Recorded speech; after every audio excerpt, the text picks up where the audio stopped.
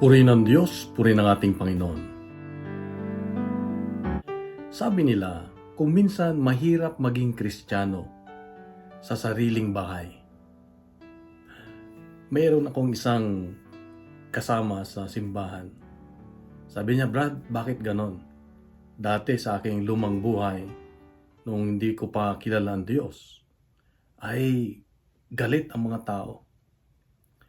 Tapos, nagbago ako, nakilala ko ang Diyos. At nung una ay pinapalakpakan ako. Tuwan-tuwa sila dahil ako'y nagbago. Pero habang ibinibigay ko ng buong buo ang aking buhay para sa pagbabago, at lalo na kung ginagamit ako ng Diyos sa simbahan, ay bakit may mga tao na lumalayo sa akin? Yung iba pinagtatawanan ako. Minsan, yung iba sinasabi nila, ano raw ang aking karapatan para mangharal o maglingkod.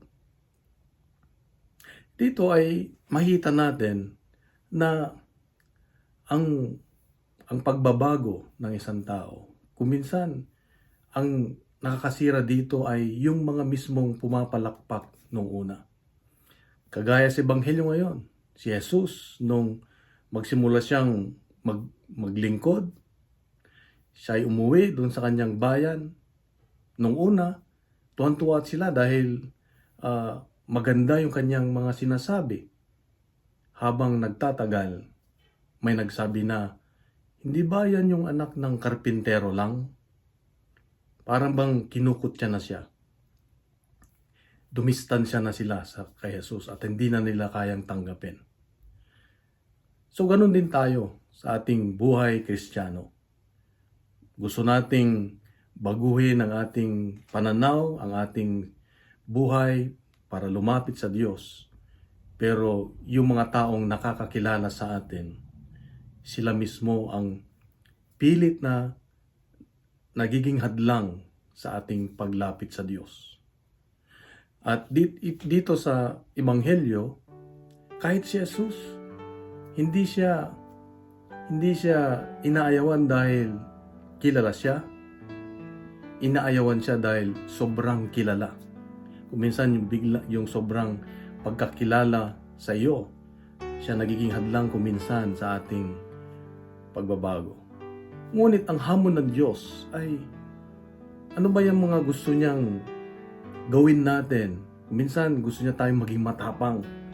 Minsan gusto niyang gamitin tayo para gumawa ng kabutihan sa iba. Ipadama ang pagmamahal ng Diyos sa iba. Ginagawa ba natin ito dahil sumusunod tayo sa Diyos? Dahil sa pagmamahal natin sa Diyos? O dahil yun bang tinitignan lang natin yung masasabi ng ibang tao? Yung madali tayong madismaya. Yung madali tayong yung bang may stress o malungkot dahil sa pangungutya o sinasabi ng ibang tao. Ang hamon ng Diyos sa iyo at sa akin ngayong kapatid ay kung anuman ang pinapagawa ng Diyos sa atin, sunod lang tayo sa Diyos. Focus lang tayo sa Diyos. Huwag tayong makinig sa mga taong nasa kapaligiran natin. Huwag sila ang magdikta sa atin kung anong dapat gawin, kundi gawin natin kung anong pinapagawa ng Diyos. Ang buong tapang, ng buong pagmamahal, at ng buong may kababaang loob. At siguradong sasamahan tayo ng Diyos. Kaya kapatid, anuman yung pinapagawa niya sa iyo ngayong bagong taon, na mabuti, kabutihan, pagbabago, tuloy lang, gawin lang para sa Diyos. Dahil ang lahat ng bagay, kung ginagawa natin na umaayon sa kalooban ng Diyos, siguradong hindi tayo magpapalpak sa buhay, hindi tayo mahirapan sa buhay. Kapatid, ito ang pala ng Diyos sa akin ngayon. Kung nagustuhan po natin ang ating reflection ngayon, ibahagi natin sa social media at gawin nating viral ang salita ng Diyos. Punuin natin ng good news ang social media. Sa mga pagpalang araw sa iyo at sa iyong mga mahal sa buhay, God bless and God is good.